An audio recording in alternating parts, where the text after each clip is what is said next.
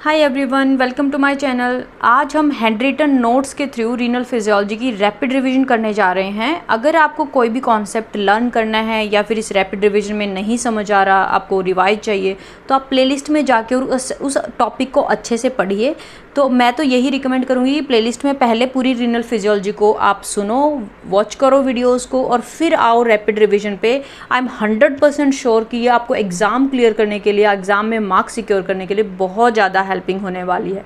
इसीलिए मैं hand written notes के थ्रू पढ़ा रही हूँ, जिससे आपको पता चले कि हर टॉपिक जब भी क्वेश्चन आता है आप उसे परफॉर्म कैसे करेंगे, क्योंकि हमें कई बार क्वेश्चन आ रहा होता है लेकिन परफॉर्म नहीं कर पाते। सबसे ज़्यादा जब पेपर चेक करने में मुझे ये प्रॉब्लम ऑब्जर्व हुई है बच्चों में कि उनको प्रेजेंट करना नहीं आता। तो इसीलिए रैपिड रिवीजन सीरीज़ मैंने निकाली है। पूरी फिजियोलॉजी की रैपिड रिवीजन आपको इस चैनल पे मिलेंगी। हम रीनल फिजियोलॉजी कर रहे हैं, इसके बाद बस रिप्रोडक्टिव सिस्टम की रैपिड रिवीजन नहीं है चैनल पे, अदरवाइज सारे रैपिड रिवीजन वीडियोस आपको चैनल पे मिलेंगी। ठीक है, तो हम ये जो नोट्स दिखाऊंगी मैं आपको, वो गाइटन और गैनोंग से हैं मोस्टली। अगर कुछ वैल्यूज़ की डिस्क्रिपेंसी होगी तो मैं वो आपको इन्फॉर्म करती रहूँगी। तो कैसे परफॉर्म करना है उस के लिए आपको ये रैपिड रिवीजन बहुत ज़्यादा हेल्पिंग होने वाली है। चैनल पे अगर आप नए हैं तो प्रैक्टिकल वीडियोस भी अवेलेबल हैं सारी, और एग्ज़ाम प्रिपरेशन वाइवा क्वेश्चंस भी अवेलेबल हैं। तो आप प्लेलिस्ट को विजिट करके और वहाँ आप अपना एग्ज़ाम प्रिपरेशन कर सकते हैं। तो चलो शुरू करते हैं रीनल फिजियोलॉजी।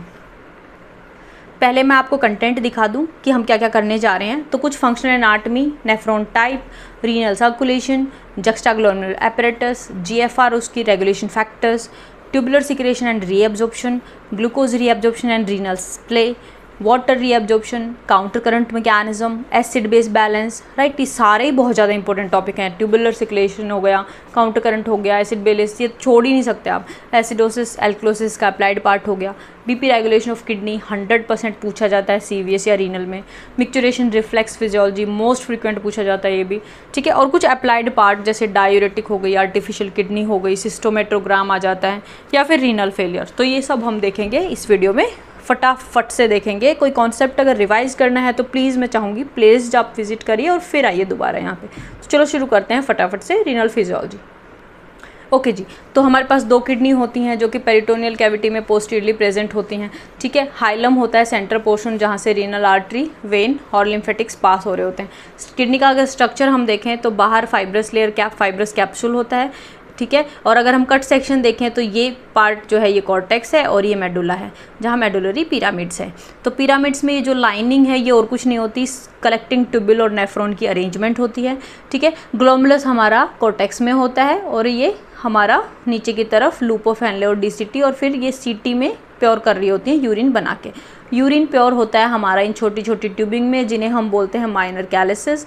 वो जॉइन होके बनाते हैं मेजर 3 ट्यूबिंग, जिन्हें बोलते हैं major calyces. Major Kallis open होता है पेल्विस में, और पेल्विस अल्टीमेटली कंटिन्यू होती है एज यूरेटर। यूरेटर आगे जाके ब्लैडर में ओपन होते हैं, जिसे हम आगे देखेंगे, और अल्टीमेटली यूरेथ्रा से हम यूरिन पास करते हैं। तो यही सेम चीज़ आप लिख देंगे कि बाहर की कॉर्टेक्स, मेडुला और ये लेयर बता के, और फिर मेडुला में रीनल पिरामिड्स होते हैं। पिरामिड्स जो हैं उनके बेस पे हमारे प्रोजेक्ट करते हैं minor calyces. Minor calyces join करके बनाते हैं मेजर कैलिस, और जो ओपन होते हैं रीनल पेल्विस में। या फिर इसी को आप इस तरीके से एक फ्लो चार्ट बना के भी दिखा सकते हैं। ठीक है, ये दोनों ही तरीके बेस्ट हैं। अगर आपको कोई इमेज में इशू आ रहा है तो आप ऐसे ट्राई करिएगा, मार्क्स सिक्योरिंग के लिए काफ़ी अच्छा होता है। तो इस तरीके से हम जस्ट एनाटमी बता सकते हैं। Coming to anatomy of nephrons, functional unit of kidney होता है जो नेफ्रॉन होते हैं। 1.2 मिलियन नेफ्रॉन्स होते हैं पर किडनी। ठीक है, each nephron contain glomerulus long tube. होता क्या है बेसिकली, ये आपका ग्लोमुलस है जो कि टफ्ट ऑफ कैपिलरीज होते हैं। ये हमारी आर्टीरियल सप्लाई है, और ये एफरेंट एंडिंग है, ये ईफरेंट आर्टीरियल है। ठीक है, तो अल्टीमेटली रीनल आर्टरी डिवाइड होके एफरेंट आर्टीरियल कैसे बनाती है वो हम अभी जानेंगे। जस्ट अभी के लिए यहाँ से हमारा शुरू होता है नेफ्रॉन, जिसको हम बोलते हैं फर्स्ट पार्ट को, जो एक कप शेप जो पार्ट है जिसमें हमारी टफ्ट ऑफ कैपिलरी गुजर रही हैं, इसे हम बोलते हैं Bowman capsule. Bowman capsule ultimately एक कन्वोलेटेड ट्यूबुल में कन्वर्ट होता है, जो कि जिसे हम बोलते हैं प्रॉक्सिमल कन्वोलेटेड ट्यूबुल, PCT। जो आगे जाके एक लूप बन जाता है जिसे हम बोलते हैं loop of Henley, descending and ascending loop of Henley. Ascending loop of Henley पहले थिन होता है, फिर वो वाइड हो जाता है जिसे हम बोलते हैं thick ascending loop of Henley. वो अगेन जब कर्व स्ट्रक्चर बनता है तो उसे बोलते हैं डिस्टल कन्वोलेटेड ट्यूब्यूल, और अल्टीमेटली ऐसे ही बहुत सारे डीसीटी ओपन हो जाते हैं into collecting duct. Collecting duct या कलेक्टिंग ट्यूब्यूल ये आगे जाके खुल जाती है हमारी माइनर कैलसिस में। तो ये है एक नेफ्रॉन का एक सिंपल सा डायग्राम। अगर बाय चांस फंक्शनल एनाटॉमी आती है तो बस आप इतना ही लिखेंगे, इससे ज़्यादा नहीं लिखेंगे। टाइप्स ऑफ नेफ्रॉन की बात करते हैं। कॉर्टिकल और जक्स्टामेडुलरी दो टाइप के नेफ्रॉन होते हैं। मोस्टली हमारे कॉर्टिकल होते हैं, 15% होते हैं बस जक्स्टामेडुलरी। ग्लोमेरुलस का स्मॉल होता है साइज़, और ये आउटर कॉर्टेक्स में प्रेजेंट होता है। ये हमारा जंक्शन की तरफ प्रेजेंट होता है, इसका ग्लोमेरुलस कॉर्टेक्स और मेडुला के जंक्शन की तरफ। और यहाँ ग्लोमेरुलस ज़्यादा बड़ा होता है, यानी बोमेन कैप्सूल भी बड़ा होता है। ठीक है, यहाँ लूप ऑफ हेनले स्मॉल होता है, लाई करता है आउटर मेडुला में, और शॉर्ट थिन सेगमेंट होता है। यहाँ लूप ऑफ हेनले लॉन्ग होता है, डीप मेडुला में सिचुएटेड होता है। ये काउंटर करंट मैकेनिज्म में बहुत इंपॉर्टेंट रोल प्ले करता है, आप आगे देखेंगे। It's very long and thin. ठीक है, फिल्ट्रेशन रेट इसका स्लो है, इसका हाई है। ब्लड वेसल्स पेरिट्यूबुलर कैपिलरीज होती हैं। ठीक है, इस नेफ्रॉन को सप्लाई करने के लिए कॉर्टिकल को, और लार्ज डायमीटर पेरिट्यूबुलर कैपिलरीज, इसमें स्मॉल डायमीटर वॉसा रेक्टा होता है।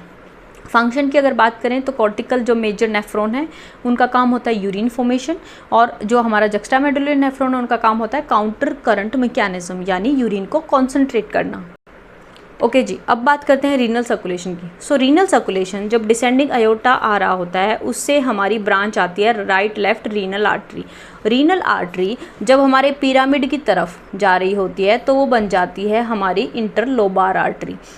अज्यूम करो कि पिरामिड लोब्स हैं, तो लोब्स के बीच में जब वो ट्रैवल कर रही है तो उसे बोलेंगे इंटरलोबार आर्टरी।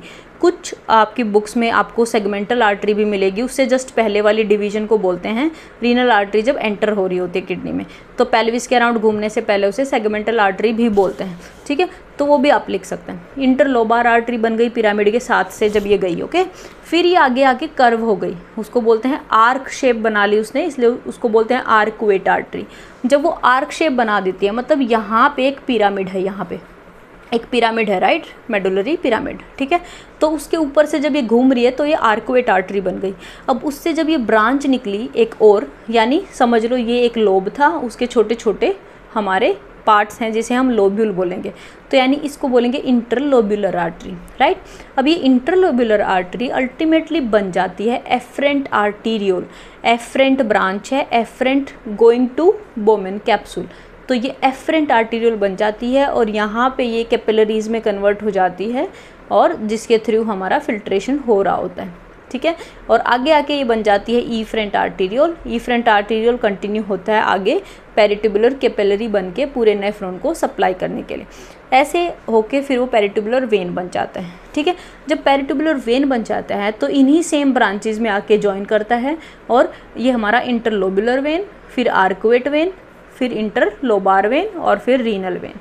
तो आप कैसे दिखाएंगे? अगर आप ये ज़्यादा डिटेल में नहीं दिखा पा रहे तो ये देखिए, आप फ्लो चार्ट भी दिखा सकते हैं। Descending aorta, left right renal artery, interlobar artery, arcuate, interlobular artery, afferent arteriole, जो बन गया ईफ्रेंट आर्टीरियोल, इंटरलोब्यूलर वेन और arcuate.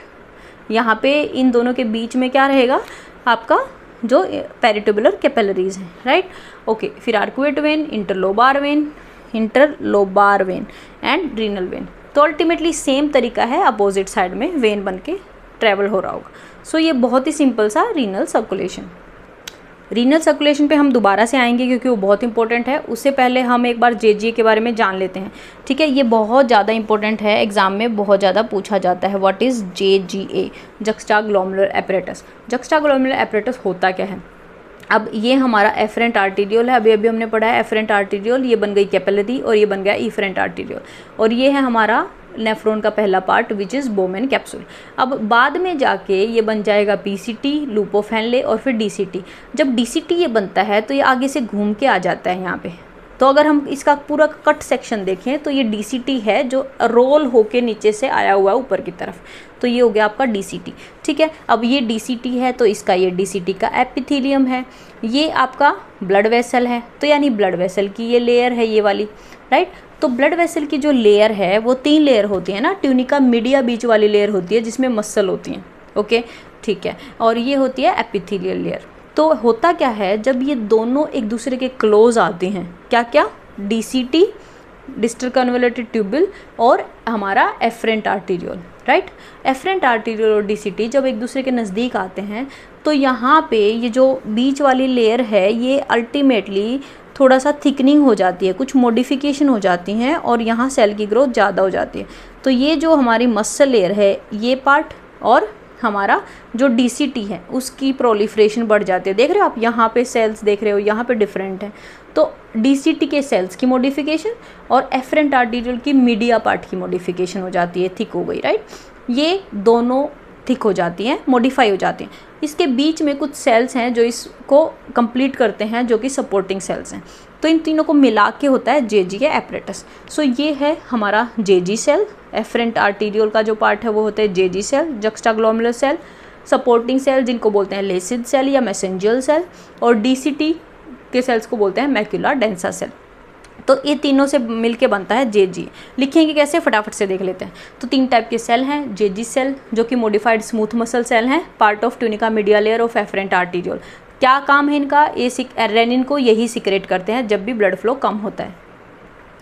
Next is macula densa. Macula densa cells are part of DCT और जो कि एफरेंट और ईफरेंट के साथ में रन हो रहे होते हैं। फंक्शन क्या है कि ये एक केमिकल सेंसर्स होते हैं, सोडियम को सेंस कर सकते हैं ये, और सोडियम को सेंस करके हमारा जो है सोडियम कॉन्सेंट्रेशन और जीएफआर फिल्ट्रेशन कितना होगा, रीनल ब्लड फ्लो कितना होगा, उसको रेगुलेट कर सकते हैं।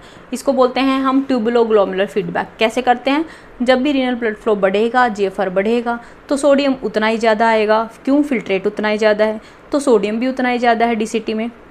तो डीसीटी के थ्रू सोडियम ज़्यादा आएगा तो मैक्यूला डेंसा उसे सेंस कर लेंगे और अल्टीमेटली सोडियम के चैनल यूज़ हो रहे होंगे जो कि एटीपी डिपेंडेंट होते हैं, यानी रिलीज़ क्या होगा, एडिनोसिन रिलीज़ होगा।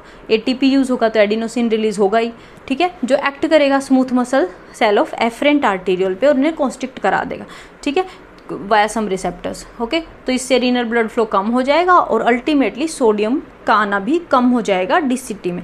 तो इस तरीके से किडनी अपने आप ही मैनेज कर रही होती है। जब भी ब्लड फ्लो बढ़ता है उससे हमारा फिल्ट्रेट होना बढ़ता है, यानी जीएफआर बढ़ता है, और जीएफआर बढ़ता है तो रीनल ब्लड फ्लो थोड़ा कम हो जाना चाहिए, वो करता है हमारा ये वेजोकॉन्स्ट्रिक्शन ऑफ एफरेंट आर्टीरियल से। तो इसको बोलते हैं ट्यूबुलोग्लोमेरुलर फीडबैक, के एग्जाम में बहुत ज़्यादा आता है, ओके। लेसिड सेल बच गए जो सपोर्टिंग सेल्स होते हैं, ठीक है। समटाइम व्हेनेवर नीडेड रेनिन भी सिक्रेट करते हैं और एरिथ्रोपोएटिन भी सिक्रेट करते हैं, जो कि हमें पता है एरिथ्रोपोएसिस कराता है। तो ये हो गया जक्स्टाग्लोमेरुलर एपरेटस, ओके। तो अब यूरिन फॉर्मेशन शुरू करते हैं। यूरिन फॉर्मेशन जब भी हब का आता है तो सबसे पहला स्टेप होता है ग्लोमेरुलर फिल्ट्रेशन, ठीक है। तो पहले क्या होता है, जो ब्लड आ रहा है वो फिल्टर होगा बोमेन कैप्सूल पे, ठीक है। तो ब्लड फ्लो के बारे में यानी हमें कुछ चीज़ें पता होनी चाहिए। सो एक तो कार्डिक आउटपुट, जो blood flow 22% of cardiac output जो है रीनल ब्लड फ्लो होता है, ठीक है। रीनल ब्लड फ्लो जो है एंटर करेगा ग्लोमेरुलस कैपिलरीज में, जहाँ पे बहुत हाई हाइड्रोस्टेटिक प्रेशर होगा। क्यों, क्योंकि अयोटा से सीधा ही ब्लड आ रहा है, हाई हाइड्रोस्टेटिक प्रेशर। और दूसरा रीजन क्या है हाई हाइड्रोस्टेटिक प्रेशर का, कि जो कैपिलरीज हैं वो इतने ज़्यादा लूप बने हुए हैं कि वहाँ प्रेशर हाई है, ठीक है। एक और रीजन है वो हम देखेंगे। Hence filtration is called ultra filtration, यानी यहाँ जो रीनल ब्लड फ्लो फिल्टर होगा उसे हम बोलते हैं अल्ट्रा फिल्ट्रेशन, मतलब filtration under high pressure, okay जी। चलो, फॉर्मेशन ऑफ यूरिन के 3 स्टेप हैं, glomerular filtration, tubular reabsorption and tubular secretion, जिसे हम एक एक करके कवर करेंगे, ओके। तो शुरू करते हैं ग्लोमेरुलर फिल्ट्रेशन। अब देखो, ग्लोमेरुलर फिल्ट्रेशन यानी 22% ऑफ कार्डिक आउटपुट हमें मिल रहा है किडनी को, ओके। उसमें से कुछ स्मॉल अमाउंट ही फिल्टर होता है through Bowman capsule, this is called GFR, glomerular filtration rate, ठीक है, जो कि पर मिनट होता है, यानी पर मिनट कितना फिल्ट्रेट हुआ वो होता है हमारा जीएफआर, ओके। 22% कार्डिक आउटपुट है, एफरेंट आर्टीरियल से आ रहा है, और 22% का में से कुछ परसेंटेज जो है वो यहाँ पे फिल्टर हो रहा है और ट्यूबुल के थ्रू जा रहा है, ठीक है। बचा हुआ आपका वापस पेरिट्यूबुलर कैपिलरी से ट्रैवल होगा। ओके, तो उसको बोलते हैं ग्लोमेरुलर फिल्ट्रेशन रेट। अब ग्लोमेरुलर फिल्ट्रेशन को समझने के लिए हमें बहुत सारी चीज़ें पता होनी चाहिए कि क्या क्या फैक्टर्स हैं जो इस मेम्ब्रेन पे एक्ट करके अल्टीमेटली ग्लोमेरुलर फिल्ट्रेशन को अफेक्ट कर सकते हैं। फर्स्ट वो फैक्टर है filtration coefficient which depends on thickness and surface area of membrane. तो ये फिल्ट्रेशन कोफिशिएंट जो है कांस्टेंट है, जो कि डिपेंड करता है दो चीज़ों पे, product of thickness and surface area. अब ये मेम्ब्रेन कितनी ज़्यादा थिक है, यहाँ बहुत ज़्यादा थिक मेम्ब्रेन हो जाए मान लो, तो फिल्ट्रेशन नहीं होगा उतना अच्छा, है ना, डिक्रीज़ कर जाएगा फिल्ट्रेशन। या फिर अगर सरफेस एरिया कम कर दें तो भी फिल्ट्रेशन अफेक्ट होगा, यानी फिल्ट्रेशन को अगर सरफेस एरिया को कम करने वाला कुछ है तो वो भी अफेक्ट कर सकता है। तो वो फैक्टर अफेक्टिंग हम बाद में देखेंगे, हमें जस्ट फिलहाल पता होना चाहिए कि कौन सी चीज़ें हैं, कौन से प्रेशर ग्रेडियंट्स हैं, स्टार्लिंग फोर्सेस हैं जो यहाँ एक्ट कर रहे हैं, पहले वो देख लेते हैं। सो एक तो KF तो है ही, और फिर है नेट फिल्ट्रेशन प्रेशर, यानी हमारी कैपिलरीज़ के थ्रू कितने प्रेशर हैं स्टार्लिंग फोर्सेस जो एक्ट कर रहे हैं और डिसाइड करेंगे कि फिल्ट्रेशन होगा या नहीं।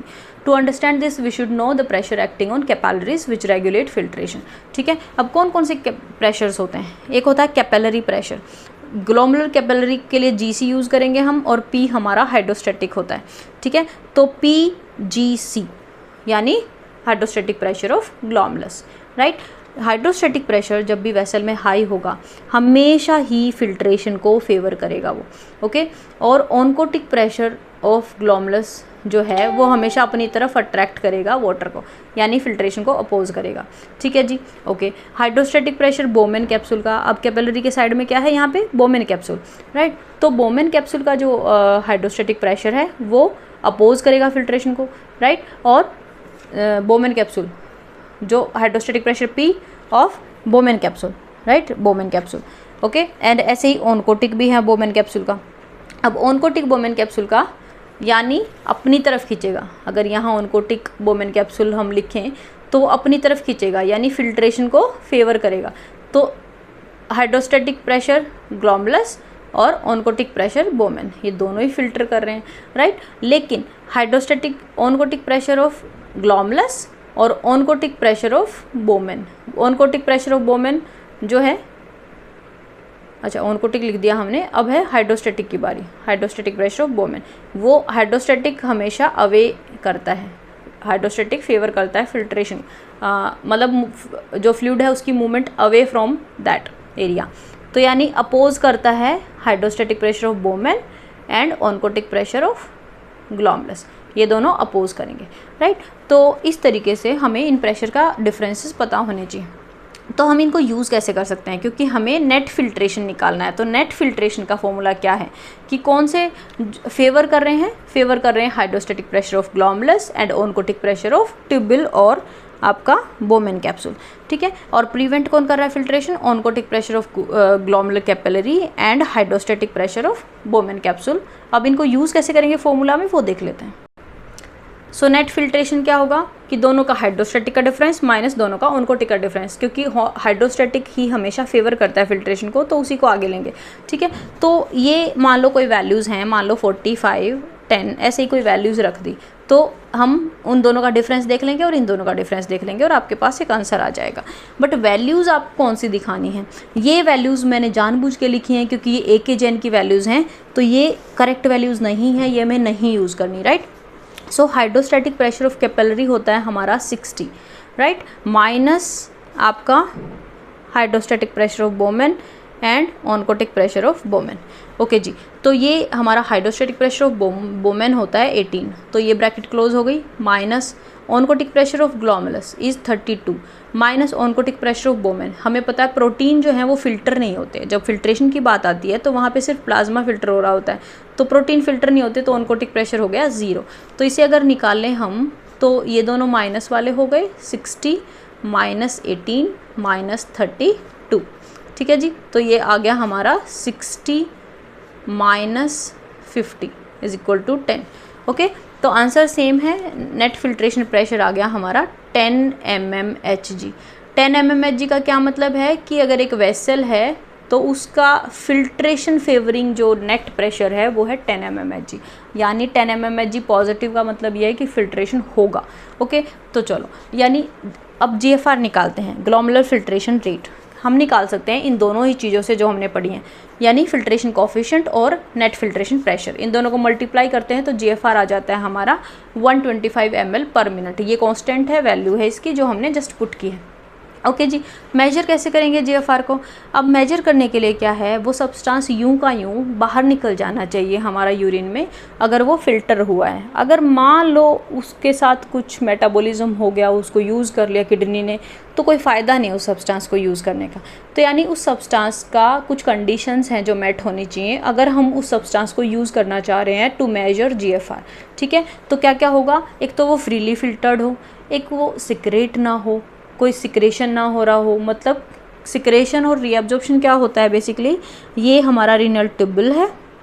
ठीक है जी, अगर ब्लड से, ये आपकी ब्लड वेसल है, ठीक है, अगर ब्लड से किडनी में कोई भी चीज़ आई तो हम उसे बोलेंगे सिक्रेशन। ठीक है, अगर किडनी से, ट्यूबुल से ब्लड में कोई चीज़ गई तो उसे हम बोलेंगे रीअब्जॉर्प्शन, रीअब्जॉर्प्शन। ठीक है, ओके, तो समझ आया? मतलब वो सब्सटेंस यूं का यूं बाहर निकल जाना चाहिए, ना सिक्रेट होना चाहिए, ना रीअब्जॉर्ब होना चाहिए, ना मेटाबोलाइज होना चाहिए, ना टॉक्सिक होना चाहिए हमारे लिए।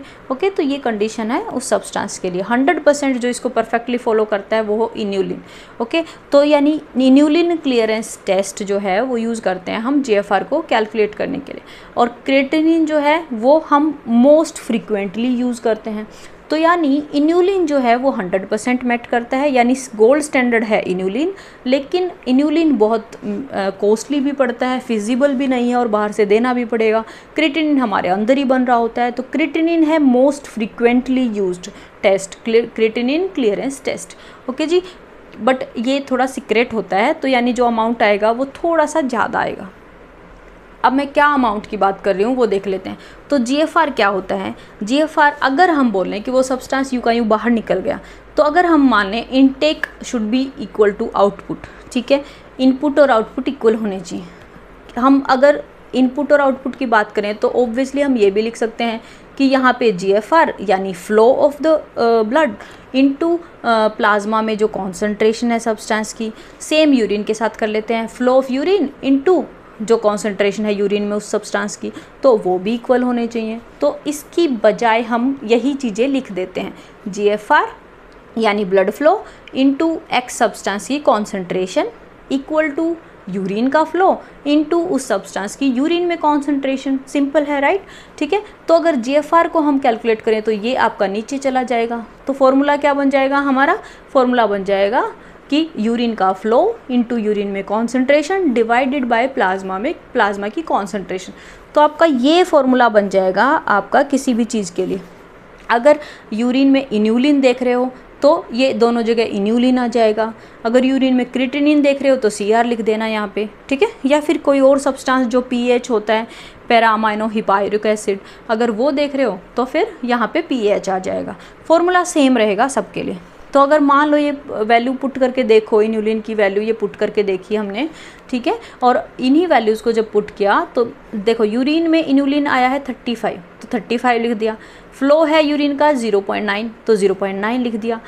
प्लाज्मा की कॉन्सेंट्रेशन है 0.25 mg/ml, तो इसको जब इवेल्युएट किया तो आंसर आया 126 ml/मिनट, ठीक है। तो इसे हम बोलेंगे GFR।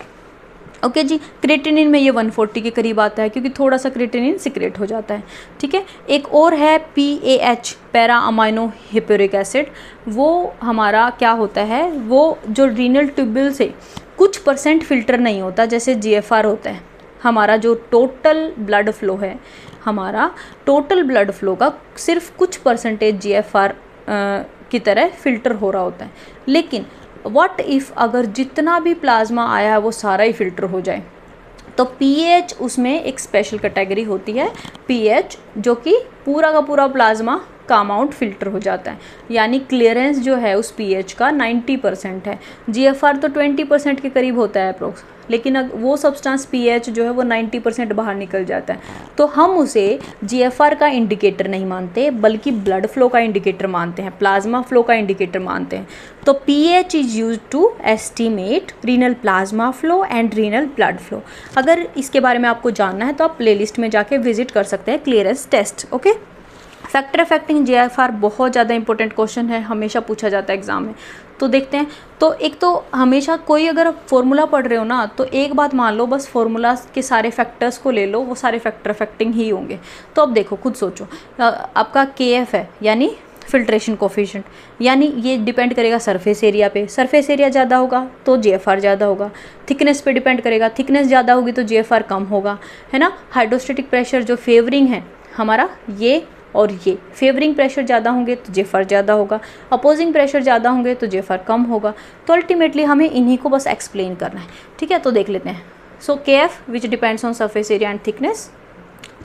तो देख लेते हैं जस्ट आप कैसे लिखेंगे आंसर, है ना, वो देख लेते हैं एक बार। जीएफआर थिकनेस के इन्वर्सली प्रोपोर्शनल, सरफेस एरिया के डायरेक्टली प्रोपोर्शनल।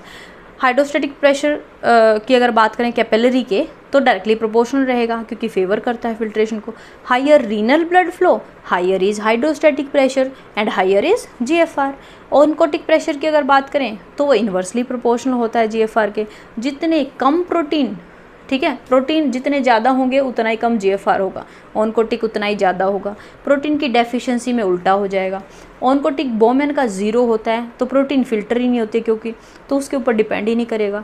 अगर हम बोमेन के हाइड्रोस्टेटिक की बात करें तो वो इन्वर्सली प्रोपोर्शनल होता है क्योंकि बोमेन में अगर फ्लूइड भर गया तो वो अपोज करेगा फिल्ट्रेशन को।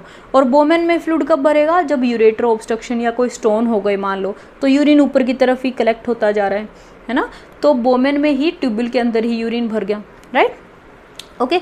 एफरेंट आर्टीरियोल्स जो हैं, अगर वो कॉन्स्ट्रिक्ट हो गई बिकॉज ऑफ सिंपैथेटिक स्टिमुलेशन, या फिर कोई भी वेजोकॉन्स्ट्रिक्टर रिलीज़ हो गया, वेजोप्रेसिन हो गया, या फिर एंजियोटेंसिन हो गया, सिंपैथेटिक स्टिमुलेशन हो गया, या नोरेड रिलीज़ हो गया किसी भी वजह से, तो उन सब में क्या हो जाएगा, एफरेंट आर्टीरियोल का कॉन्स्ट्रिक्शन हो जाएगा।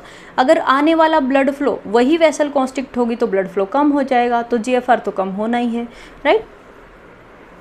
लेकिन अगर ईफ्रेंट कॉन्स्ट्रिक्ट होगी तो कुछ देर के लिए यहाँ पे ट्यूबुल के पास ज़्यादा फ्लूइड होगा, यानी बोमेन कैप्सूल में ज़्यादा फिल्ट्रेशन हो सकता है, ठीक है। तो जीएफआर बढ़ जाएगा अगर ईफ्रेंट कॉन्स्ट्रिक्शन होता है। अगर ब्लड वॉल्यूम बढ़ जाती है तो भी रीनल ब्लड फ्लो बढ़ जाएगा, यानी जीएफआर बढ़ जाएगा। ब्लड वॉल्यूम कम हो जाती है तो उल्टा हो जाएगा, right. Renal blood flow is regulated by this process in range of 90 to 220, ठीक है। इसे बोलते हैं auto regulation of kidney. Auto regulation of kidney कई बार पूछा जाता है, तो आपको ये बताना है कि प्रेशर रेंज में, डिफरेंट प्रेशर रेंज में, अब ये जो रेंज है ना, देखो मैं जानबूझ के इन्फॉर्मेशन दे रही हूँ कि अराउंड 80 to 170 mmHg जो है, ये रेंज है जिस पे ये ऑपरेट करता है। बट गाइटन गैनोंग में आपको ये रेंज भी देखने को मिलेगी। तो अगर मेरी मानो तो आप ये रेंज ही लिखना क्योंकि एक स्टैंडर्ड रेंज है, ठीक है। बाकी अगर आप कोई इन्फॉर्मेशन कोट करते हो तो फंसने की ज़रूरत नहीं है। आप अगर आपसे कोई पूछेगी रेंज कहाँ है तो आप बुक रेफरेंस दे सकते हैं, ठीक है।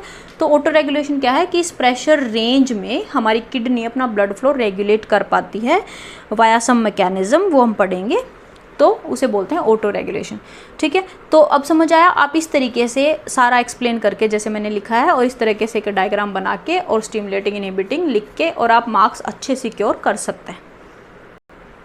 नेक्स्ट हम करते हैं ट्यूबुलर सिक्रेशन एंड रीअब्जॉर्प्शन। ये बहुत ज़्यादा इंपॉर्टेंट टॉपिक है और कैसे प्रेजेंट करना है ये हमेशा कंफ्यूजिंग लगता है बच्चों को। तो रीअब्जॉर्प्शन क्या होता है, ये पॉइंट क्लियर होना चाहिए इस टॉपिक को समझने के लिए। रीअब्जॉर्प्शन होता है सब्सटेंस जो है selectively taken back from tubule to blood, okay. अगर सिक्रेट हो रहे हैं तो क्या होगा कि ब्लड से ट्यूब्यूल में आ रहे हैं, ये पॉइंट ध्यान रखना। तो जीएफआर जो फिल्ट्रेशन है वो आ रहा है हमारा, फिर उसमें जो फिल्ट्रेट है उसकी ट्यूबुलर मॉडिफिकेशन हो रही है, रीअब्जॉर्प्शन या सिक्रेशन हो रहा है, और अल्टीमेटली जो प्रोडक्ट बाहर निकल रहा है उसे हम बोलते हैं यूरिन, ठीक है। तो जीएफआर ग्लोमेरुलर फिल्ट्रेशन रेट जो है वो 180 लीटर पर डे हो रहा होता है। इसमें हमारा मॉडिफिकेशन होता है और यूरिन का जो आउटपुट होता है वो approx 1.2 to 1.5 litre per day होता है। तो देख लो, मतलब मोस्टली रीअब्जॉर्ब कर लिया गया है, बहुत ही थोड़ा जो है यूरिन की फॉर्म में बाहर निकलता है। तो फ्लूइड मोस्टली ही हमारा रीअब्जॉर्ब हो जाता है। तो इसलिए रीअब्जॉर्प्शन पार्ट जो है हमारे लिए बहुत ज़्यादा इंपॉर्टेंट है, ओके। सिक्रेशन भी इंपॉर्टेंट है, वो हम देखेंगे आगे। सो ट्यूबुलर रीअब्जॉर्प्शन में जो है एक्टिव और पैसिव दोनों ही ट्रांसपोर्ट सिस्टम यूज़ कर रहे होते हैं हम। प्राइमरी एक्टिव ट्रांसपोर्ट जैसे sodium potassium pump mostly primary active transport होता है, और जितने भी एपिकल मेम्ब्रेन पे चैनल मिलेंगे मोस्टली वो सेकेंडरी एक्टिव ट्रांसपोर्ट मिलेंगे आपको, जैसे सोडियम हाइड्रोजन एक्सचेंजर मिलेगा, SGLT तो आपको पता ही है, सोडियम ग्लूकोज डिपेंड ट्रांसपोर्टर, ठीक है।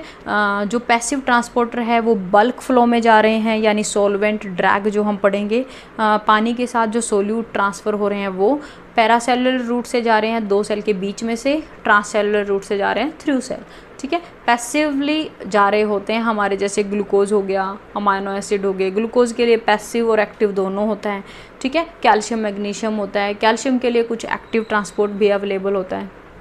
ओके, तो एक ब्रीफ समरी देखते हैं। तो पहले एक ओवरव्यू देखते हैं ट्यूबुलर रीअब्जॉर्प्शन का और फिर समझेंगे।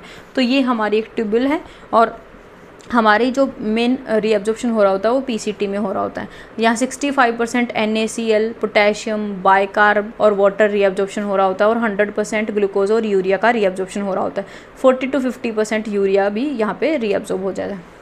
और सिक्रेट क्या होगा हमारा, H पॉजिटिव सिक्रेट होगा, यूरिक एसिड और क्रेटिनिन सिक्रेट होगा।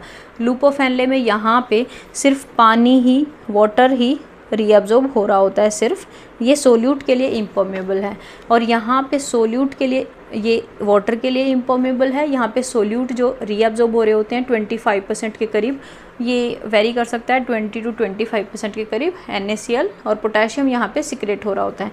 यहाँ पे पोटेशियम और हाइड्रोजन दोनों ही सिक्रेट हो रहे होते हैं।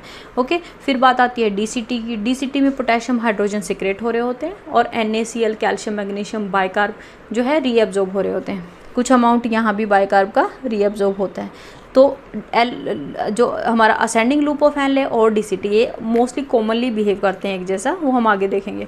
और अल्टीमेटली कलेक्टिंग ट्यूबुल जिसमें से NaCl, वाटर और यूरिया रीअब्जॉर्ब हो रहा होता है, और अल्टीमेट जो प्रोडक्ट निकलता है दैट इज़ योर यूरिन, ठीक है। तो अब हम देख लेते हैं कि कैसे आप उसे अटेम्प्ट करेंगे, और बड़ा ब्रीफली देख लेते हैं कि कैसे क्या क्या होता है। प्रॉक्सिमल कन्वोल्यूटेड ट्यूबुल, जब भी किसी भी साइट का आपसे पूछा जाए, मान लो आपका क्वेश्चन आ गया सिर्फ रीअब्जॉर्प्शन एट PCT, तो आप हमेशा पहले परसेंटेज बताएंगे। 100% अमाइनो एसिड ग्लूकोज, 65% आपका सोडियम क्लोराइड, पोटेशियम, बाइकार्ब और क्रेटिनिन हाइड्रोजन यहाँ पे सिक्रेट हो रहा होता है, ठीक है। अब ये इन्फॉर्मेशन समझने के लिए ट्यूबुल के अंदर जो हमारी लेयर होती है सेल की उसे बोलते हैं एपिकल लेयर, और ये होती है हमारी जो ब्लड की तरफ, यहाँ होती है बेसल लेयर, इस तरफ होती है हमारी ब्लड वेसल। यही सेल दोबारा ड्रॉ किया गया है, apical toward tubule, basolateral toward blood, ठीक है। एक PCT का लिख के दिखा देती हूँ मैं कैसे आपको लिखना है एग्जैक्टली। एपिकल और basolateral cells are having fixed arrangement of channels to facilitate reabsorption. So apical membrane पे कौन कौन से चैनल है, sodium amino acid transport, sodium glucose transporter, sodium hydrogen exchanger and carbonic anhydrase, ये होते हैं हमारे एपिकल मेम्ब्रेन पे। बेसोलेटरल पे कुछ भी ना आए तो सोडियम पोटेशियम पंप जरूर डाल देना, और बाइकार्ब का रीअब्जॉर्प्शन भी होना है तो सोडियम बाइकार्ब ट्रांसपोर्टर होता है यहाँ पे। सेम साइड में जा रहे होते हैं तो सिम्पोर्टर भी लिख सकते हैं आप। और passive diffusion of glucose, CO2, amino acid basolateral पे हो रहा होता है passively. Glucose transporter GLUT available होता है, ठीक है। और कुछ ट्रांसपोर्ट लाइक कैल्शियम मैग्नीशियम जो पैरासेलुलर रूट से जा रहे होते हैं, और हाइड्रोजन भी कई बार एस्केप करता है पैरासेलुलर रूट से। तो ये कैल्शियम मैग्नीशियम और कुछ सोल्यूट, सोडियम ग्लूकोज, ये सब हमारे फ्लूइड के साथ, वाटर के साथ पैरासेलुलर रूट से निकल जाते हैं। देख लेते हैं कैसे। सो PCT है ये, राइट। अब देखो यहाँ पे ये एपिकल साइड है, ये हमारी ट्यूबुल है। तो सबसे पहले कोई भी अगर इमेज ड्रॉ करो या फिर अगर बुक में पढ़ो तो आपको एक एरो लगानी है टू शो ट्यूबुल, और ऊपर लिख देना है PCT। जो भी ट्यूबुल की अब बात करो उसकी तरफ जो सेल होंगे वो आपका होगा PCT का सेल, और इधर होगा ब्लड, ठीक है। तो देख लेते हैं। तो एपिकल पे क्या क्या है देखो, sodium glucose amino acid transporter, मतलब सोडियम की हेल्प से ग्लूकोज और अमाइनो एसिड सेल के अंदर आ जाएंगे, जो उसके हमारे ट्रांसपोर्ट हो सकते हैं पैसिवली। अगर ग्लूकोज की बात करें तो ग्लूट ट्रांसपोर्टर यूज़ होगा, और अमाइनो एसिड सीधा ही कर सकते हैं, ठीक है। ओके, तो इस हिसाब से ग्लूकोज अमाइनो एसिड का ट्रांसपोर्ट हो गया। ओके, सोडियम हाइड्रोजन एक्सचेंजर होता है जिससे सोडियम अंदर आता है और हाइड्रोजन सिक्रेट होता है। अभी इस पंप को चलाने के लिए हमारे यहाँ पे प्रेजेंट होता है sodium potassium pump. Sodium potassium pump क्या करता है, 3 सोडियम रीअब्जॉर्ब कराता है हमारा ब्लड में, और 2 पोटेशियम के एक्सचेंज में कराता है, यानी 1 पॉजिटिव चार्ज की डेफिशिएंसी कराता है ये हर बार, और जिसकी वजह से ये सोडियम ड्रैग होता है अंदर, क्योंकि ये वैक्यूम जो क्रिएट किया, डेफिशिएंसी जो क्रिएट की सोडियम पोटेशियम पंप ने, हमेशा यही बेस रहेगा किसी भी सेकेंडरी एक्टिव ट्रांसपोर्ट का। तो सोडियम हाइड्रोजन एक्सचेंजर इसलिए वर्क कर रहा होता है, सोडियम रीएब्जॉर्ब हो गया, ये सोडियम यहाँ रीएब्जॉर्ब हो गया, पोटेशियम यहाँ सिक्रेट हो गया। ओके, अब ये H पॉजिटिव कहाँ से आया वो देखने की बात है। सेल के अंदर CO2 और वाटर तो होते ही हैं, वो हमारे कार्बोनिक एनहाइड्रेज की प्रेजेंस में बना देते हैं कार्बोनिक एसिड, ठीक है, H2CO3। H2CO3 ब्रेक हो जाता है into H positive and bicarb. H positive तो चला जाता है बाहर इन एक्सचेंज ऑफ सोडियम, और बाइकार्ब रीएब्जॉर्ब हो रहा होता है विद सोडियम, ठीक है। तो ये होता है हमारा सोडियम बाइकार्ब सिम्पोर्टर। ओके, तो इस तरीके से H पॉजिटिव बाहर आएगा, H पॉजिटिव यहाँ आके बाइकार्ब जो प्रेजेंट है उसके साथ कंबाइन करके सेम प्रोसेस रिपीट कर रहा होगा। इस तरीके से हम एसिडिटी को सिक्रेट कर पाते हैं बिकॉज ऑफ दिस पंप, ठीक है। अब यहाँ पे जो बाइकार्ब एब्जॉर्ब हुआ है वो है सोडियम डिपेंडेंट बाइकार्ब रीएब्जॉर्प्शन। अब यहाँ पे दूसरा सेल आपका स्टार्ट हो गया, तो हमारा वाटर यहाँ से डिफ्यूज़ हो रहा होता है, जब भी डिफ्यूज़ हो रहा होता है हमारा ल्यूमेन में, जब भी वाटर होता है वो यहाँ से डिफ्यूज़ हो रहा होता है। अब इस वाटर के साथ कैल्शियम, मैग्नीशियम एंड जो वाटर है ये आपका कैल्शियम, मैग्नीशियम, कुछ ग्लूकोज, ये कुछ सोल्यूट्स और आ सकते हैं इससे। इस प्रोसेस को हम बोलते हैं सोलवेंट ड्रैग, सोलवेंट ड्रैग, ठीक है। एक और बहुत इंपॉर्टेंट बात है पीसीटी की कि जब सोल्यूट एब्जॉर्ब होते हैं तो यहाँ पे पानी ज़्यादा रह जाता है, यानी हाइपोटोनिक हो जाएगा, यानी हाइपोओस्मोलर हो जाएगा, राइट। जैसे ही हाइपोओस्मोलर होगा वाटर चला जाएगा, यानी फिर से आइसोटोनिक हो जाएगा। समझ में आया? तो पीसीटी में हमेशा ही आइसोटोनिसिटी मेंटेन्ड रहती है ट्यूबुल में, इस वजह से, सोलवेंट ड्रैग की वजह से। ओके, इसी प्रोसेस को आप सेम तरीके से लिख भी सकते हैं, sodium transported with amino acid, sodium enter into cell, ठीक है, सेम चीज़ें आप लिख सकते हैं। लूप ऑफ हेनले में ऐसे ही, तो ये एक मैंने समझा दिया, अब बाकी आप देख सकते हैं क्या क्या होता है। लूप ऑफ हेनले में हमारा सोडियम पोटेशियम 2 क्लोराइड को ट्रांसपोर्टर प्रेजेंट होता है, ठीक है। और ये हमारा एपिकल पे सोडियम पोटेशियम और सोडियम हाइड्रोजन एक्सचेंजर प्रेजेंट होता है, जिसे NHE भी बोलते हैं, सोडियम हाइड्रोजन एक्सचेंजर, ये प्रेजेंट होता है हमारा एपिकल मेम्ब्रेन पे। और पोटेशियम चैनल भी प्रेजेंट होते हैं, पोटेशियम लीकी चैनल, जिससे सिक्रेशन हो रहा है। बेसोलेटरल पे सोडियम पोटेशियम पंप और सोडियम पोटेशियम क्लोराइड, ठीक है। डिसेंडिंग लूप में आपको बताना है कि सिर्फ वाटर के लिए परमिएबल है, ओके, तो वाटर निकल जाएगा डिसेंडिंग लिम्ब से। अब लूप ऑफ हेनले में असेंडिंग की बात करते हैं, यानी तो अब मैं आपको सिर्फ इमेज बताऊंगी। हमारे ट्यूबल की तरफ सोडियम पोटेशियम 2 क्लोराइड चैनल है, जिससे सोडियम पोटेशियम और क्लोराइड एब्जॉर्प्शन हो रहा है। KCl यहाँ पे प्रेजेंट होता है, या फिर लीकी चैनल प्रेजेंट होते हैं दोनों के, तो अल्टीमेटली ये ब्लड में आ जाएंगे, ओके। और अगर हम let ascending loop of Henle ऊपर की तरफ की बात करें तो सोडियम हाइड्रोजन एक्सचेंजर या फिर सोडियम पोटेशियम पंप्स प्रेजेंट होते हैं, जिससे सोडियम रीअब्जॉर्प्शन होता है और पोटेशियम सिक्रेशन होता है और सोडियम को रीअब्जॉर्ब कर लिया जाता है, ठीक है। तो अल्टीमेटली सोडियम हाइड्रोजन ये जो है यहाँ पे या तो पोटेशियम या फिर हाइड्रोजन जो है वो सिक्रेट हो रहा होता है, या तो सोडियम हाइड्रोजन एक्सचेंजर होगा या फिर दोनों के अलग अलग चैनल होंगे, ठीक है। इन चैनल्स की हम फिर से बात करेंगे, अभी के लिए ये समझ लो कि सोडियम रीअब्जॉर्प्शन हो रहा होता है, ओके, ठीक है। और पैरासेलुलर रूट से वाटर जाता रहेगा, कैल्शियम जाता रहेगा, मैग्नीशियम जाता रहेगा। तो ये है असेंडिंग लूप ऑफ हेनले। अब बात आती है DCT की।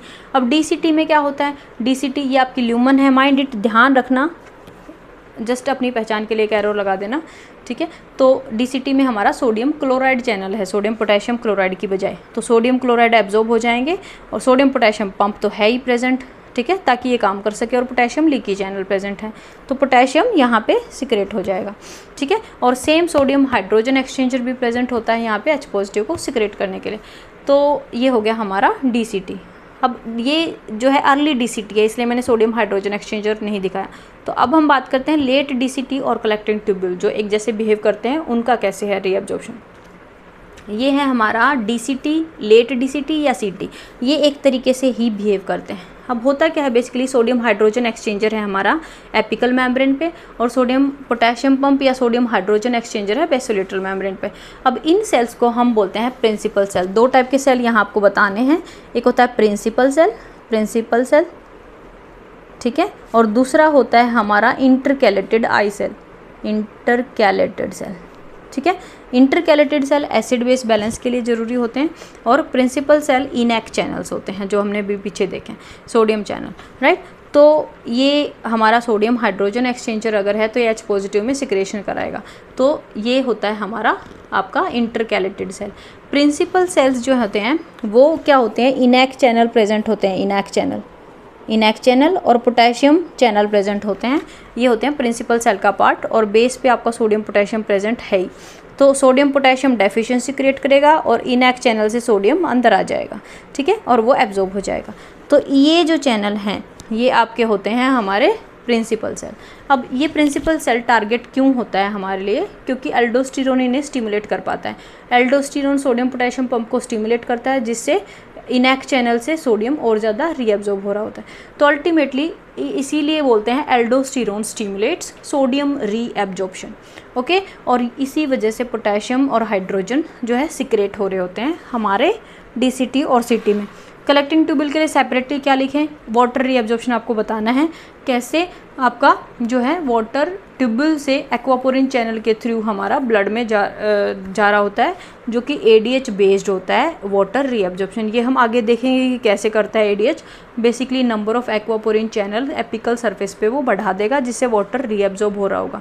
तो ये था ट्यूबुलर रीअब्जॉर्प्शन एंड सिक्रेशन, ठीक है। अब वाटर का सेपरेटली कभी कभी क्वेश्चन आ जाता है वाटर रीअब्जॉर्प्शन का, तो जहाँ जहाँ आपने सोडियम पढ़ा है कब उसी तरीके से आप वाटर को भी बता सकते हैं कि 65% PCT पे रेस्ट परसेंटेज सोडियम को ही फॉलो करेगी, और बचा कुछ 10 to 15% हमारा कलेक्टिंग ट्यूबल से रीअब्जॉर्ब कर लिया जाएगा बाय ADH, ओके।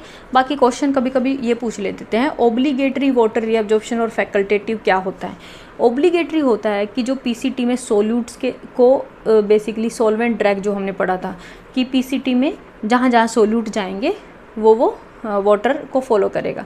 तो अल्टीमेटली जहाँ जहाँ पूरे ट्यूबल में सोल्यूट रीअब्जॉर्ब होते हैं मोस्टली PCT, वहाँ वाटर फॉलो कर रहा होता है। तो इसे सोल्यूट ड्रिवन वाटर रीअब्जॉर्प्शन बोलते हैं, जो 85% हो रहा होता है, सोल्यूट उसे ड्राइव कर रहे होते हैं, ठीक है। अगर फैकल्टेटिव की बात करें तो ये CT और DCT की कहानी है बाय ADH, यानी ADH जो एक्वापोरिन का चैनल बढ़ा के जो वाटर रीअब्जॉर्प्शन कर रहा होता है, दैट इज़ फैकल्टेटिव, ओके। अब ये क्यों है, क्योंकि ये वाटर के लिए यहाँ परमेबल कम होती है, ये लेयर DCT और CT वाटर के लिए इतनी परमेबल नहीं होती, इसलिए उन्हें चैनल्स चाहिए। तो फैकल्टेटिव जो रीअब्जॉर्प्शन है that is ADH dependent. Glucose का रीअब्जॉर्प्शन कभी कभी पूछ लिया जाता है। 100% ग्लूकोज PCT में ही एब्जॉर्ब होता है।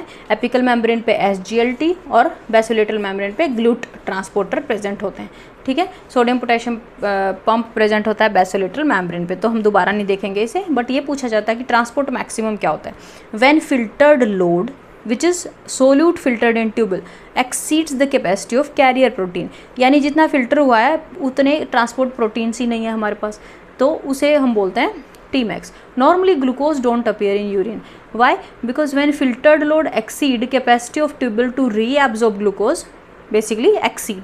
तो लेकिन ट्रांसपोर्ट जब तक काम कर रहे हैं तब तक ये हो सकता है। जैसे ही ट्रांसपोर्ट मान लो 5 ट्रांसपोर्टर प्रेजेंट है और 5 ग्लूकोज के मोलिक्यूल आ गए तो तब तक सारा एब्जॉर्ब कर लिया जाएगा। लेकिन जैसे ही 6 मोलिक्यूल आते हैं तो एक जो मोलिक्यूल है वो यूरिन में निकल जाएगा बाहर, ठीक है। तो उस लिमिट को बोलते हैं Tmax, tubular max, tubular transport maximum of glucose, ठीक है। अब जैसे ही वो कॉन्सेंट्रेशन क्रॉस होती है, जैसे ही transport maximum glucose transport maximum जो कॉन्सेंट्रेशन अचीव होती है प्लाज्मा में, तो क्या होता है कि फिल्ट्रेट जो यूरिन बनेगा, यूरिन में वो ग्लूकोज आना शुरू हो जाएगा, ठीक है। उसे हम बोलते हैं थ्रेशोल्ड, ठीक है। तो Tmax होता है मैक्सिमम लिमिट में जो ग्लूकोज की कॉन्सेंट्रेशन है प्लाज्मा में, और उससे ज़्यादा कॉन्सेंट्रेशन को बोलते हैं हम थ्रेशोल्ड, ओके। तो लिखेंगे कैसे, transport maximum for glucose is 375 mg means there is a limit to rate at which glucose can be transported, okay. तो हमारी प्लाज्मा ग्लूकोज की कॉन्सेंट्रेशन 1 mg पर ml है और GFR 125 है, तो हमारा फिल्टर्ड ग्लूकोज भी 125 mg पर ml हो गया, ठीक है। प्लाज्मा लेवल और फिल्टर्ड लोड उसके अकॉर्डिंग वेरी करते रहते हैं। जैसे 100 mg पर ml प्लाज्मा की कॉन्सेंट्रेशन में फिल्टर्ड लोड हो गया 125, ओके। 200 पे हो गया 250, तो उतने ही मल्टीपल में ये बढ़ता चला जाएगा, राइट। लेकिन होगा क्या कि जब ट्रांसपोर्ट ज़्यादा होता जा रहा है, रीअब्जॉर्प्शन ज़्यादा होता जा रहा है, तो भी अपीयर नहीं होता ग्लूकोज यूरिन में, लेकिन जैसे ही हमारे ट्रांसपोर्ट चैनल्स की कैपेसिटी क्रॉस होती है, वहाँ small amount starts appearing in urine, उसे बोलते हैं हम रीनल थ्रेशोल्ड। तो जब यूरिन में अपीयर होना शुरू हुआ तो उस प्लाज्मा कॉन्सेंट्रेशन को रीनल थ्रेशोल्ड बोल रहे हैं, माइंड इट। ये 375 जब पहुंचती है उसे हम बोलते हैं टी मैक्स, यानी टी मैक्स पे होना चाहिए था ये, लेकिन 200 mg पे ही अपीयर होना शुरू हो जाता है। ऐसा कुछ ग्राफ आपने हमेशा देखा होगा कि ये प्लाज्मा कॉन्सेंट्रेशन है 100, 200, 300, और ये आपकी जो है फिल्ट्रेशन है, फिल्टर लोड, ठीक है। तो ये आपको एक ये फिल्टर लोड बताता है, मतलब जितनी प्लाज्मा कॉन्सेंट्रेशन ग्लूकोज की बढ़ती जाएगी उतना फिल्ट्रेशन बढ़ता जाएगा, ये बताता है ये लाइन उसकी, ठीक है। लेकिन अगर रीएब्जॉर्प्शन की एक लाइन ड्रॉ करें कि क्या उतना ही रीएब्जॉर्ब होगा, तो ये रीएब्जॉर्प्शन भी उतना ही होता रहेगा, राइट। लेकिन हमने ये भी जाना है कि भाई जब ट्रांसपोर्ट चैनल्स का मैक्सिमम अमाउंट जो है अचीव कर लिया, उसके बाद सीधा यूरिन में अपीयर होना शुरू हो जाएगा। तो यानी ये जो फ्लैट लाइन है ये बता रही है कि रीअब्जॉर्प्शन 0 है, 0 रीअब्जॉर्प्शन। तो यानी यहाँ से होनी चाहिए थी ये लाइन कि ये यहाँ तक जाए, और फिर जैसे ही चैनल सारे ऑक्यूपाई हो गए तो रीअब्जॉर्प्शन सीधा फ्लैट लाइन बन जाए 0%, यानी और रीअब्जॉर्ब नहीं होगा। ओके, होना ये चाहिए था, बट असलियत में ये क्या होता है, ऐसे ये एक कर्व्ड लाइन आ जाती है। अब इस पोर्शन को हम बोलते हैं स्प्ले, मतलब there is discrepancy between what should happen. होना क्या चाहिए था कि 375 पे अगर आपका टी मैक्स है तो 375 पे ही आपका रीअब्जॉर्प्शन 0 होना चाहिए था, और यहाँ से शुरू होना चाहिए था यूरिन में अपीयर होना ग्लूकोज का, लेकिन ये 200 पे ही स्टार्ट हो जाता है, इसीलिए ये कर्व लाइन आती है। अब इसका मीनिंग क्या है, क्योंकि सारे नेफ्रॉन जो हैं वो एक जैसे बिहेव नहीं करते, कुछ नेफ्रॉन्स जो हैं उनका टी मैक्स 200 पे ही आना शुरू हो जाता है। तो यानी धीरे धीरे हमारे 1 मिलियन 2 मिलियन नेफ्रॉन्स का जो है टी मैक्स धीरे धीरे आता है 375 तक, सारे नेफ्रॉन्स का टी मैक्स वैल्यू अचीव हो जाता है, इसलिए यहाँ रीअब्जॉर्प्शन 0 है और आपका जो है टी मैक्स वैल्यू 375। तो 200 इज़ द थ्रेशोल्ड, जो कि आना चाहिए था 375 के बाद। ओके, तो इसको बोलते हैं हम T max and renal threshold for glucose. तो कॉज पता चल गया आपको, ये कॉज कई बार पूछ लिया जाता है। तो ये आपका ग्राफ शो कर रहा है यूरिन में ग्लूकोज इन यूरिन, यानी ग्लूकोज ग्लाइकोज यूरिया, ठीक है। तो ये 200 पे ही ग्लूकोज अपीयर होना स्टार्ट हो गया, टी मैक्स ऑफ ग्लूकोज और रीनल स्प्ले। लिखेंगे कैसे देख सकते हैं, after which there is no further reabsorption of glucose in tubule, all glucose is excreted after T max. होना ये चाहिए था, टी मैक्स होता है 375, और रीनल थ्रेशोल्ड जो कि बोलते ही हैं कि टी मैक्स के बाद it starts appearing in urine, वो है हमारा 200, ठीक है। सो इसको बोलते हैं, इस डिस्क्रिपेंसी को splay. Okay, splay in otherwise linear relationship between plasma concentration and filter load. Reason क्या है, not all nephrons have same transport maximum for glucose. Some nephrons begin to excrete before others have reached the transport maximum. So at 375 all nephrons reach their maximum capacity to reabsorb glucose. तो इस तरीके से आप answer कर सकते हैं इस question का। Next is counter current mechanism. Counter current mechanism वो मैकेनिज्म है जिसमें यूरिन कॉन्सेंट्रेशन करनी होती है। अब हमारी जो किडनी है वो यूरिन को कॉन्सेंट्रेट कर सकती है। कॉन्सेंट्रेशन कब चाहिए, जब हमारे अंदर ब्लड वॉल्यूम कम हो, तो बहुत ज़्यादा एक्सक्रेट नहीं कर सकते, तो वो यूरिन को 1 लीटर भी एक्सक्रेट आउट नहीं करती, उससे भी कम करने की कोशिश करती है, राइट। तो यूरिन की कॉन्सेंट्रेशन एबिलिटी काफ़ी अच्छी होती है to restore the blood volume और योर सोल्यूट्स और डिफरेंट आयंस, राइट। तो काउंटर करंट मैकेनिज्म में हम क्या पढ़ते हैं, it depends on various anatomical arrangement of loop of Henle and vasa recta, specialised peritubular capillaries जो कि कन्वर्ट हो जाते हैं यहाँ पे वासा रेक्टा, ठीक है। ओके, तो जक्स्टामेडुलर नेफ्रॉन की हम बात कर रहे हैं यहाँ पे, जहाँ पेरिट्यूबुलर कैपिलरीज की बजाय वासा रेक्टा था, लॉन्ग लूप ऑफ हेनले था। तो देखते हैं क्या क्या होता है। This mechanism depend on maintenance of gradient of osmolarity along the medullary pyramid. Osmolarity क्या होती है कि कितने osmoles हैं पर लीटर सॉल्यूशन में। This is done by two mechanisms, counter current multiplier and exchanger. ये दोनों ही अलग अलग पूछे जा सकते हैं। तो मल्टीप्लायर क्या होता है आपको अच्छे से बताना पड़ेगा। पहले देख लेते हैं काउंटर करंट मीन्स होता क्या है कि inflow runs parallel to outflow and in close proximity. तो ब्लड और यूरिन का जो फ्लो है हमारा वासा रेक्टा का वो अपोजिट हो रहा होता है।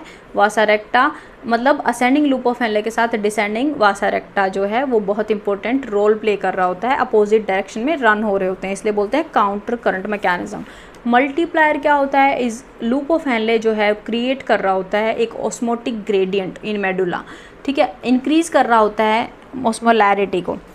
मतलब क्या है कि अगर किडनी में हम देखें तो ये मान लो एक पिरामिड है, ठीक है, तो मेडुला ऊपर से नीचे तक अगर हम देखें ऑस्मोलैरिटी कोर्टेक्स से मेडुला 300 to 1200 मिली ऑस्मोल पर लीटर चेंज हो रही होती है। इस ऑस्मोलैरिटी को कौन बढ़ाएगा, कैसे मल्टीप्लाई करेगा, उसे हम बोलते हैं काउंटर करंट मल्टीप्लायर। ये काम कर रहा होता है loop of Henle as counter current multiplier. तो स्टेप्स आपको आने चाहिए, अगर आता है ये तो एटलीस्ट कोशिश करना कि मिनिमाइज वे में थोड़ा सा स्टेप्स भी बताएं, ठीक है। अगर सेपरेट आता है मल्टीप्लायर तो फिर आपको बताने ही पड़ेंगे। तो करना क्या है basically, assume osmolarity of tubule and medulla is 300 जो कि आइसोटोनिक टू प्लाज्मा है, ठीक है, ओके। स्टार्टिंग में हम अज्यूम करते हैं, फिर होता क्या है बेसिकली, लूप ऑफ हेनले है, ascending loop of Henley. Basically क्या होता है कि जब भी हम ट्यूबुल की बात करते हैं तो ओब्वियसली वहाँ से सोल्यूट या वाटर मूवमेंट होती रहेगी जब तक वहाँ पे बाहर जो है इंटरस्टिशियम में ऑस्मोलैरिटी सेम ना हो। तो हमेशा ट्रांसपोर्ट मैकेनिज्म्स काम कर रहे होते हैं ट्यूबुल और हमारा मेडुला के ऑस्मोलैरिटी को सेम करने के लिए, राइट। तो हमें पता है कि पीसीटी में आइसोटोनिक ही होता है, 300 प्लाज्मा की है तो 300 ही पीसीटी की होगी। क्यों? क्योंकि पहले सोल्यूट एब्जॉर्ब हो गए थे और फिर आपका जो है प्लाज्मा वाटर रीएब्जॉर्ब हो गया था। तो हमें वो सब नहीं बताना इसमें, ओके। तो अज्यूम करो कि हर जगह ऑस्मोलैरिटी 300 है। तो हमेशा काउंटर करंट मैकेनिज्म शुरू होता है असेंडिंग लूप ऑफ हेनले से, जहाँ पे वाटर नहीं बल्कि सोल्यूट रीएब्जॉर्ब होते हैं। तो जब भी यहाँ से सोल्यूट रीएब्जॉर्ब होंगे तो यहाँ सोल्यूट कम हो जाएंगे। जब सोल्यूट कम होते हैं ट्यूबुल में, हम उसे क्या बोलते हैं, हम उसे बोलते हैं हाइपो ऑस्मोलर फिल्ट्रेट, राइट। तो ये बन जाएगा हाइपो ऑस्मोलर। अब सोल्यूट ऐड कहाँ होंगे, आपके इंटरस्टिशियम में। तो यहाँ सोल्यूट ऐड हो गए जहाँ 300 थी, तो 300 से वो ऑस्मोलैरिटी बढ़ जाएगी, क्योंकि सोल्यूट ही तो होते हैं ऑस्मोल पर लीटर। ऑस्मोल बढ़ गए यानी ऑस्मोलैरिटी बढ़ गई, तो ये बन जाएगा 400, तो ये 300 ही है, ठीक है। अब होगा क्या, ऐसा जब हुआ यहाँ ज़्यादा है और यहाँ कम है, जो कि हमारा डिसेंडिंग लूप ऑफ हेनले है वो वाटर को रीअब्जॉर्ब कर सकता है इंटरस्टिशियम में, है ना। और जब भी यहाँ हाइपर ऑस्मोलर होगा इंटरस्टिशियम तो वाटर मूवमेंट अपने आप ही हो जाएगी, राइट। तो it causes water movement from descending loop of Henle. तो अगर ऐसा हुआ, अगर वाटर यहाँ से एब्जॉर्ब होना शुरू हो गया तो क्या होना चाहिए यहाँ पे, अगर यहाँ से वाटर रीअब्जॉर्ब होना शुरू हो गया तो यहाँ पे सोल्यूट की concentration compare to previous time बढ़ जाएगी, है ना। सो हमारा 300 से ये 400 हो जाएगा, तो यहाँ 400 था ये 400 हो गया। अब यही फिल्ट्रेट सर्कुलेट होके यहाँ आएगा, यहाँ पहले ही 200 है। तो water reabsorption from descending loop of Henley cause increase in osmolarity in descending loop of Henle, तो 300 से बन गई 400। अब क्या होगा, increase osmolarity in descending loop of Henley ultimately circulate this hyper osmolar filtrate toward ascending loop of Henley, है ना। यही फिल्ट्रेट अब यहाँ पे गया है जो वो 400 है, 200 नहीं। अब 400 अगेन वहाँ से फिर से सोल्यूट रीअब्जॉर्ब होना शुरू होंगे, मतलब 400 फिर से 300 बन जाएगा, है ना। 200 आपका 150 बन जाएगा, 200 आपका 150 बन जाएगा। अब यहाँ सोल्यूट ऐड हो रहे हैं हर बार, तो ये 400 था पहले, अब ये 500 बन जाएगा। ऊपर की तरफ 300 था, 350 बन जाएगा, मतलब यहाँ ऐड होता जा रहा है। तो ये 50 ऐड हो गया और ये 50 ऐड हुआ है, यहाँ 400 था। क्यों? क्योंकि यहाँ हाइपर ऑस्मोलर है तो वाटर फिर से आपका रीअब्जॉर्ब हो जाएगा, वाटर यहाँ पे आएगा तो इसकी ऑस्मोलैरिटी फिर से बढ़ जाएगी, राइट। तो ये हमें फिर से यानी increase osmolarity in descending loop of Henle, water निकल गया तो फिर से यहाँ फिर से बढ़ जाएगी। तो समझ रहे हो, एवरी टाइम यहाँ से ऑस्मोलैरिटी कम होती जाती है, यहाँ पे बढ़ती जाती है, यहाँ पे बढ़ रही है, इसीलिए यहाँ से वाटर मूवमेंट हो रही है जिसकी वजह से यहाँ फिर से बढ़ रही है। तो एवरी टाइम ये देखो, यहाँ ये ऑस्मोलैरिटी देखो आप, ये फिर से बढ़ गई, ये बढ़ के फिर से सर्कुलेट हुई तो ये फिर से कम हो गई, अब मेडुला में every time we are increasing solute concentration, जिसे हम मल्टीप्लिकेशन बोलते हैं। देख रहे हो आप ऑस्मोलैरिटी कैसे बढ़ रही है, 500 से 600 हो गई, 350 से 425। तो इस तरीके से आपका हर time osmolarity of medullary interstitium is multiplying, इसीलिए हम बोलते हैं इसे काउंटर करंट मल्टीप्लायर। क्या अचीव होना है लास्ट में, ये अचीव होना है मेडुलरी इंटरस्टिशियम की जो ऑस्मोलैरिटी है। माइंड इट, हमेशा बच्चे आंसर करते हुए यहाँ पे लिखना भूल जाते हैं जो हमारा टारगेट है, यानी ऑस्मोलैरिटी हमेशा मेडुलरी इंटरस्टिशियम की बढ़ रही होती है, causing gradient from 300 to 1200 in medullary interstitium.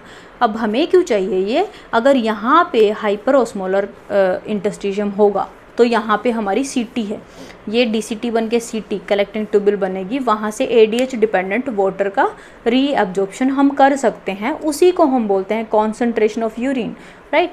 तो इसीलिए हमें चाहिए यहाँ पे हाइपर ऑस्मोलर मेडुलरी इंटरस्टिशियम।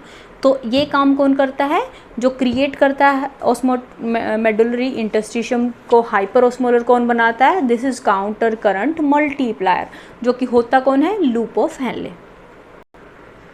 अब देखते हैं काउंटर करंट एक्सचेंजर क्या होता है, vasa recta. Vasa recta present in medullary nephron which maintains and remove the solute and put it on the opposite side, otherwise counter current multiplier will not work. So multiplier creating the gradient and exchanger maintain that gradient. क्यों बोला हमने ऐसे, because अगर ascending loop of Henle हर बार multiply करता रहेगा तो सोल्यूट ऐड होते चले जाएंगे, सोल्यूट बार बार अगर ऐड होते चले जाएंगे, एक बार वो 1200 बन गए तो ग्रेडियंट थोड़ी ना बचा, उसके बाद बार बार वाटर थोड़ा ना रीअब्जॉर्ब होगा।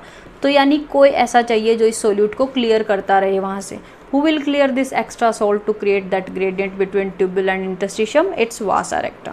So vasa recta क्या करता है, जब भी यहाँ पे सोल्यूट्स बहुत ज़्यादा हो जाते हैं लूप ऑफ हेनले से निकल के, यहाँ सोल्यूट बहुत ज़्यादा हो गए, तो असेंडिंग लूप ऑफ हेनले से जब सोल्यूट निकल रहे होते हैं तो डिसेंडिंग वासा रेक्टा उसके साथ में कंसाइड कर रहा होता है, जो इन सोल्यूट्स को यहाँ से उठाता रहता है और सर्कुलेट करता रहता है और यहाँ पे डालता रहता है। यहाँ पे डालने की वजह से लूप ऑफ हेनले वाटर को सिक्रेट करता रहेगा, रीअब्जॉर्ब करता रहेगा, लूप ऑफ हेनले से वाटर रीअब्जॉर्ब होता रहेगा because of hyper osmolar medullary interstitium.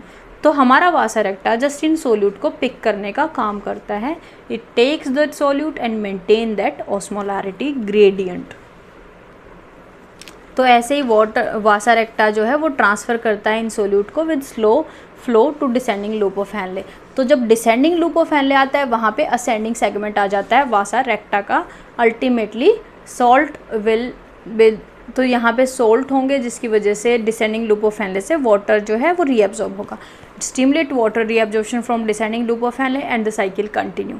ठीक है, तो ये है वासा रेक्टा का रोल। अब ऑस्मोटिक ग्रेडियंट को मेंटेन करने के लिए हमारी सोल्ट हमें सबसे ज़्यादा चाहिए, हमें सोल्यूट चाहिए, सोल्यूट। ओके, और सोल्यूट जो है वो NaCl मतलब सोडियम क्लोराइड, पोटेशियम कुछ भी हो सकता है, राइट। लेकिन सोडियम पोटेशियम क्लोराइड इनकी कॉन्सेंट्रेशन बहुत चेंज होती रहती है बेस्ड ऑन हमारी कंडीशन कैसी है, डिहाइड्रेशन, ओवर हाइड्रेशन, चीज़ों में चेंज होती रहती है। इसीलिए एक यूरिया जो है वो यहाँ पे बहुत इंपॉर्टेंट रोल प्ले करता है। Urea salt concentration varies with extra cellular fluid volume changes, hence urea can also help here to create that osmolarity in same way. Urea जो है वो रीअब्जॉर्ब कैसे होता है और कैसे रोल प्ले कर रहा होता है और क्या हम आंसर लिखेंगे, सेपरेटली भी पूछ लिया जाता है कभी कभी कि रोल ऑफ यूरिया है क्या यूरिन कॉन्सेंट्रेशन में। तो देख लेते हैं आप क्या आंसर करेंगे वहाँ पे। तो रोल ऑफ यूरिया में यही चीज़ बता के कि ECF रेगुलेशन में सॉल्ट कॉन्सेंट्रेशन वेरी करती रहती है। तो यूरिया बेसिकली है हमारे लिए एक वेस्ट प्रोडक्ट, है ना। PCT में 40-50% रीअब्जॉर्ब हो गया, वो हमें यहाँ नहीं बताना। बचे हुए 50% का बेसिकली हम यूज़ कर रहे होते हैं to create that osmotic gradient, right. तो यूरिया सिंपल सोल्यूट की तरह ही बिहेव कर रहा होता है, लेकिन सिक्रेट कैसे होता है वो आपको बताना है। यहाँ पे क्या होता है, हमें पता है ADH बेस वाटर रीअब्जॉर्प्शन हो रहा होता है। वाटर रीअब्जॉर्प्शन जैसे ही होता है यहाँ पे हमारा जो फिल्ट्रेट है वो बन जाएगा हाइपर ऑस्मोलर। हाइपर ऑस्मोलर अगर यहाँ बन जाता है तो यूरिया यहाँ पे है ही ज़्यादा, क्योंकि सोल्यूट सबसे ज़्यादा क्या है यहाँ पे, यूरिया। तो इसका मतलब यूरिया की यहाँ पे होती है हायर कॉन्सेंट्रेशन और यहाँ पे होती है लो कॉन्सेंट्रेशन।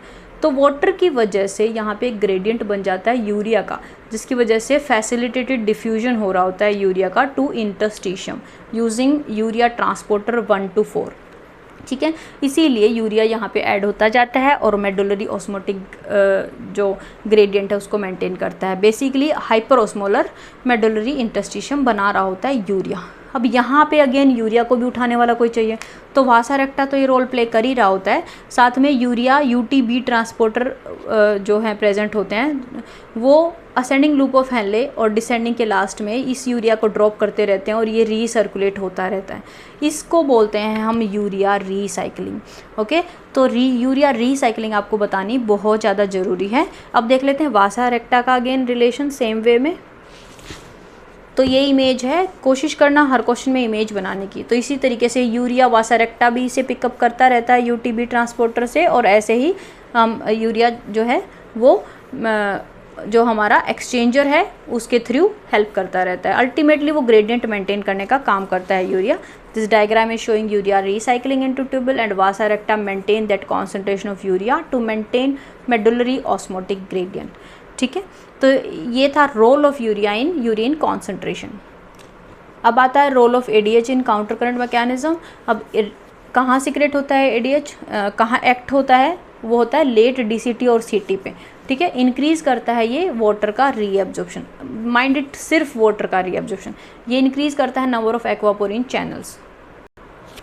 करता कैसे है, हाइपर ऑस्मोलरिटी जब हो जाती है हमारी ब्लड में तो ऑस्मोटो रिसेप्टर्स प्रेजेंट होते हैं हाइपोथैलेमस में, जो सुप्रा ऑप्टिक न्यूक्लियस हाइपोथैलेमस में सिग्नल भेजते हैं और पोस्टीरियर पिट्यूटरी से एडीएच सीक्रेट होता है जो एक्ट करता है लेट डीसीटी और सीटी पे।